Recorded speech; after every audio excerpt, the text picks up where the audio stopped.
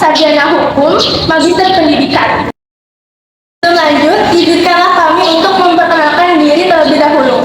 Perkenalkan, nama saya Alia Nova Farisa dengan NIM 026 dan rekan saya.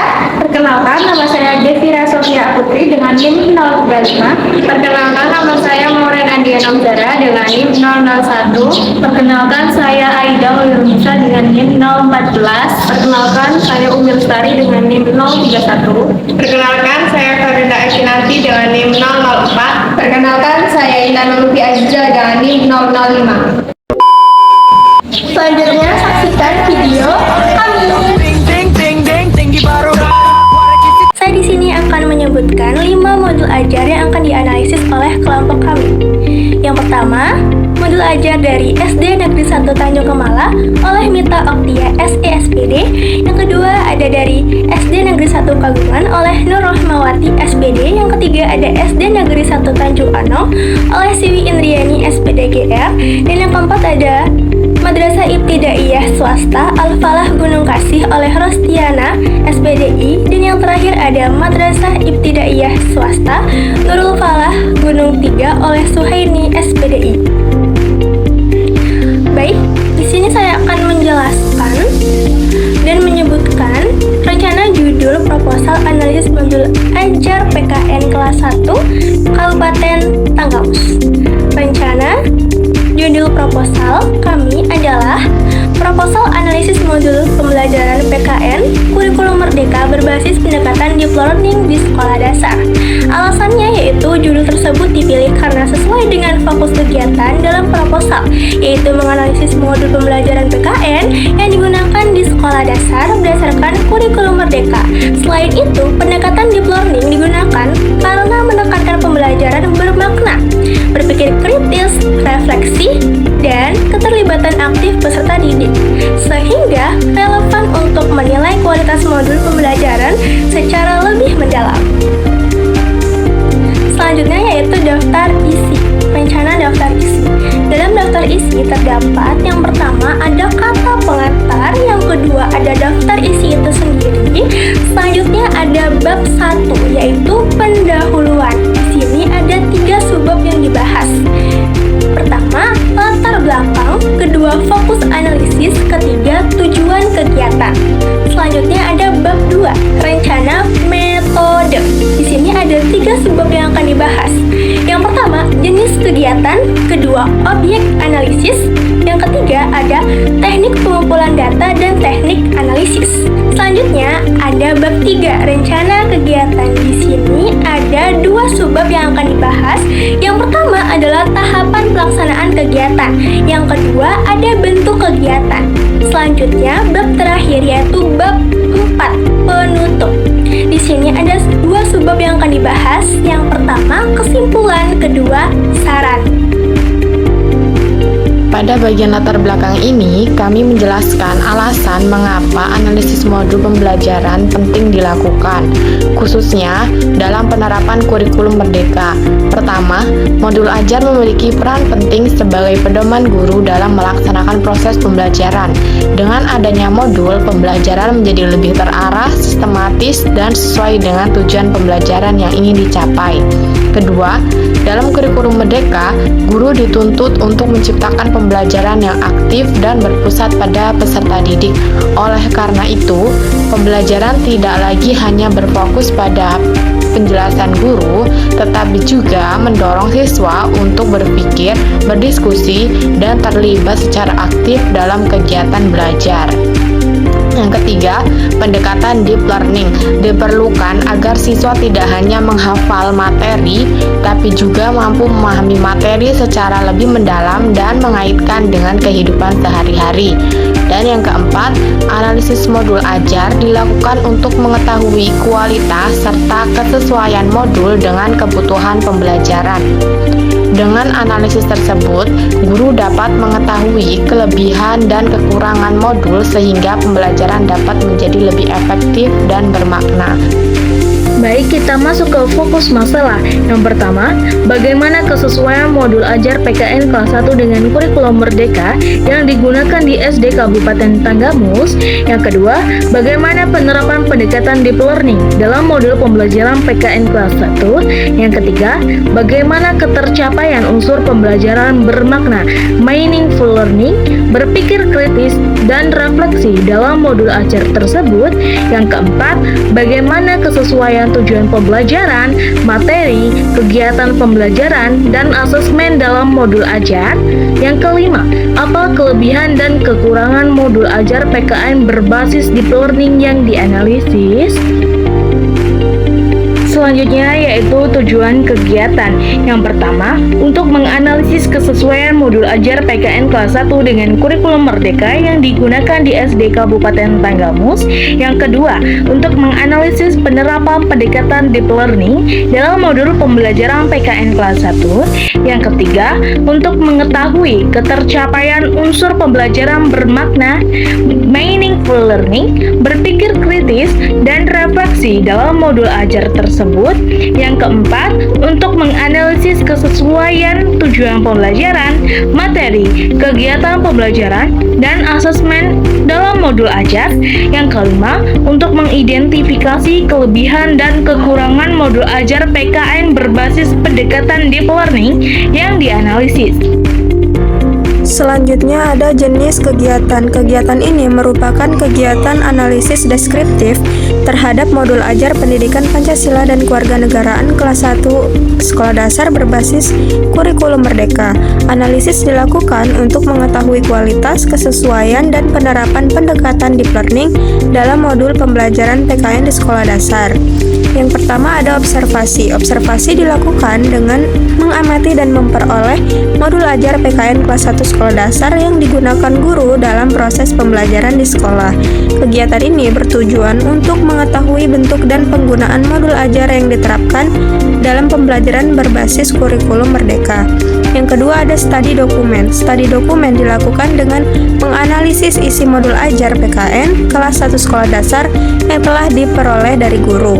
Analisis dilakukan terhadap tujuan pembelajaran, materi, strategi pembelajaran, kegiatan pembelajaran, asesmen, serta penerapan pendekatan deep learning dalam modul ajar.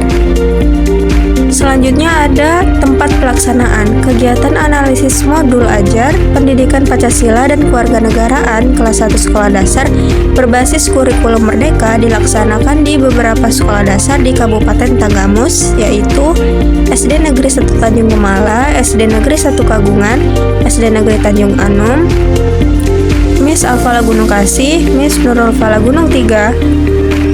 Jadi kegiatan dilakukan melalui observasi dan studi dokumen terhadap modul ajar yang digunakan dalam proses pembelajaran. Pelaksanaan kegiatan dilakukan di beberapa sekolah dasar di Kabupaten Tanggamus yang telah menggunakan kurikulum Merdeka dalam proses pembelajaran. Pemilihan beberapa sekolah bertujuan agar analisis modul ajar PKN kelas 1 SD dapat dilakukan secara lebih beragam dan memperoleh hasil yang lebih relevan sesuai kondisi pembelajaran di sekolah dasar. Kegiatan dilakukan melalui observasi dan studi dokumen terhadap modul ajar yang digunakan guru sehingga dapat diketahui kualitas serta penerapan modul pembelajaran berbasis pendekatan deep learning dalam proses belajar mengajar. Bentuk analisis adalah dokumen modul pembelajaran yang disusun oleh guru sebagai perangkat pembelajaran. Modul ini mencangkup berbagai topik dari kurikulum Merdeka, dirancang untuk mendukung pembelajaran interaktif dan berpusat pada siswa. Di sini akan menilai kualitas konten, kesesuaian terhadap perkembangan siswa, daya tarik dan kebermanfaatan materi dalam konteks pengajaran di kelas. Juga efektivitas strategi pengajaran dalam modul akan diperiksa mendalam. Teknik pengumpulan data. Adapun teknik pengumpulan data yang digunakan dalam penelitian ini meliputi yang pertama yaitu ada observasi. Observasi dilakukan untuk mengamati secara langsung proses penggunaan modul ajar PKN dalam kegiatan pembelajaran di sekolah. Yang kedua yaitu ada studio dokumen. Studio dokumen dilakukan dengan cara mengamati menganalisis berbagai dokumen yang berkaitan dengan penelitian, terutama modul ajar PKN kelas 1 SD yang digunakan guru dalam implementasi kurikulum Merdeka. Yang ketiga yaitu survei. Survei dilakukan untuk memperoleh data dan tanggapan dari responden mengenai penggunaan dan kebermanfaatan modul ajar PKN berbasis pendekatan deep learning. Materi selanjutnya yaitu teknik pengumpulan data dan teknik analisis. Yang pertama, A. Ada tujuan pembelajaran. Analisis tujuan pembelajaran dalam modul PKN Kurikulum Merdeka berbasis pendekatan deep learning dilakukan untuk mengetahui apakah tujuan telah disusun secara jelas, spesifik, dan terukur. Selain itu, dianalisis kesesuaiannya dengan capaian pembelajaran atau CP, serta penggunaan kata kerja operasional atau KKO yang sesuai dengan tingkat perkembangan kognitif siswa sekolah dasar. Tujuan pembelajaran juga harus mendukung pemahaman mendalam, berpikir kritis, dan pembentukan karakter peserta didik. Lalu yang B, ada kesesuaian materi, yaitu analisis materi pembelajaran dilakukan untuk melihat kesesuaian materi dengan tujuan pembelajaran dan kebutuhan peserta didik. Materi dianalisis berdasarkan penyajiannya yang sistematis, mulai dari konsep sederhana menuju kompleks, serta penggunaan contoh nyata yang dekat dengan kehidupan siswa. Hal ini penting agar pembelajaran PKN lebih bermakna dan mendukung pendekatan deep learning. Yang C, yaitu ada strategi dan metode pembelajaran. Analisis strategi dan metode pembelajaran bertujuan untuk mengetahui kesesuaian pendekatan yang digunakan dalam modul PKN berbasis deep learning. Fokus analisis meliputi variasi aktivitas pembelajaran seperti diskusi, praktek, dan refleksi, serta keterlibatan siswa aktif selama proses pembelajaran. Strategi pembelajaran yang baik diharapkan mampu menciptakan pembelajaran yang aktif, kritis, dan bermakna bagi siswa sekolah dasar. Selanjutnya yang D, kegiatan dan alur pembelajaran. Analisis dilakukan terhadap kelengkapan kegiatan, pendahuluan, inti, dan penutup dalam modul ajar. Selain itu, dianalisis keterkaitan aktivitas pembelajaran dengan tujuan pembelajaran, serta keseimbangan antara teori, praktik, dan refleksi agar pembelajaran lebih bermakna. Yang E, asesmen dan evaluasi, yaitu analisis meliputi kesesuaian instrumen penilaian dengan tujuan pembelajaran. Bentuk asesmen yang digunakan seperti tes, observasi, dan portofolio, serta kejelasan rubrik penilaian agar mudah dipahami dan terukur. Yang F, keterpaduan dan konsistensi. Analisis dilakukan terhadap konsisten bahasa, format, dan alur modul ajar. Selain itu, dianalisis keterpaduan antara tujuan, materi, kegiatan, dan asesmen, serta kesinambungan pembelajaran yang dirancang dalam modul. Yang terakhir yaitu yang G, kebermanfaatan dan kontekstualitas. Analisis membahas relevansi modul dan kehidupan sehari-hari siswa, kebermanfaatan materi dalam membangun pemahaman dan karakter peserta didik, serta penerapan pendekatan deep learning untuk menciptakan pembelajaran yang bermakna dan relevan. Baik, rencana bab 3 yaitu adalah rencana kegiatan.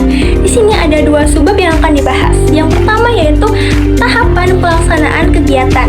Jadi bagian ini akan membahas urutan kegiatan dari awal sampai akhir. Nah, di sini dibahas biasanya yang pertama adalah persiapan kegiatan, penentuan sekolah, pengumpulan modul pembelajaran, observasi dan pengajian modul, analisis data, penyusunan hasil analisis, dan evaluasi kegiatan.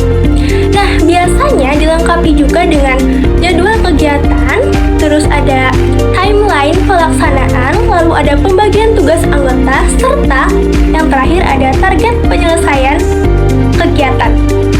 Sebab yang kedua adalah bentuk kegiatan. Jadi bagian ini akan membahas bentuk nyata kegiatan yang dilakukan, yaitu yang pertama, observasi inovasi modul pembelajaran PKN. Yang kedua, ada pengkajian isi modul. Yang ketiga, ada diskusi dengan guru. Yang selanjutnya ada evaluasi komponen modul. Selanjutnya, penilaian penerapan pendekatan deep learning. Yang terakhir adalah penyusunan laporan hasil analisis. Selanjutnya yaitu kesimpulan. Rencana analisis modul ajar PKN kelas 1 disusun untuk melihat kesesuaian modul dengan kurikulum merdeka serta penerapan pendekatan deep learning. Analisis dilakukan melalui observasi, studi dokumen, dan survei dengan fokus pada tujuan pembelajaran, materi, kegiatan, dan asesmen. Langkah-langkah analisis yang sudah disusun membantu proses penilaian modul menjadi lebih terarah dan mudah dipahami. Nah, selain itu, rencana analisis ini tidak hanya menjadi panduan dalam mengkaji modul, tetapi juga dapat digunakan sebagai dasar untuk memperbaiki dan mengembangkan modul ajar agar menjadi lebih baik. Yang terakhir yaitu saran. Hasil analisis modul ajar sebaiknya digunakan sebagai dasar untuk memperbaiki dan menyempurnakan modul yang masih memiliki kekurangan. Selanjutnya, modul ajar yang sudah baik dapat dikembangkan lebih lanjut agar penerapan deep learning semakin optimal dalam pembelajaran. Selanjutnya, perlu adanya pengembangan modul ajar yang lebih inovatif dan kontekstual sesuai dengan kebutuhan peserta didik. Dan yang terakhir yaitu kegiatan analisis serupa dapat dilakukan secara berkelanjutan agar kualitas modul ajar terus meningkat.